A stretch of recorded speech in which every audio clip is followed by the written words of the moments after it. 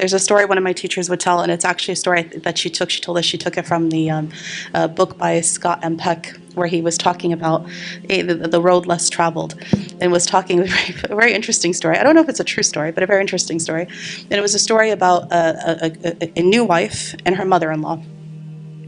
And this tension that happens every so often, right? Where now the husband finds himself in the middle because there's a new person in his life and wants to have give his attention and love to her. But also there was a mother who also sometimes is vying for this attention and love as well. And so immediately there's a clash between the mother-in-law and the daughter-in-law. And so in the book, the story goes that she runs to an herbalist and she says to him, give me some sort of concoction that I can little by little by little by little put in her tea so that she disappears from my life. And that nobody would know. He says, are you sure, my daughter? Are you sure you want to do this? Are you sure? And she says, yes, I'm sure. He says, okay. So he goes back and he prepares all this stuff. He comes back with a little concoction. He says, listen, people are going to suspect you. The first one they're going to suspect is you.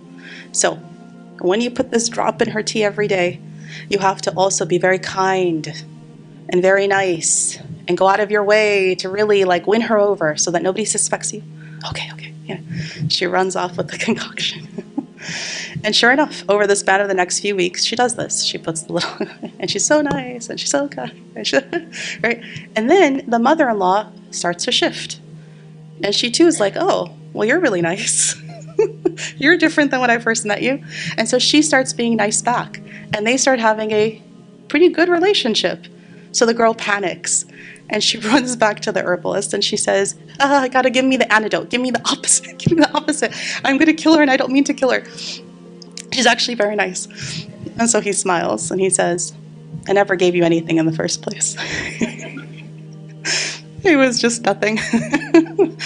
It was actually your good actions towards her that caused her to have good kindness towards you. And this is where the relationship changed. Now, some of you are like, that's not my mother-in-law.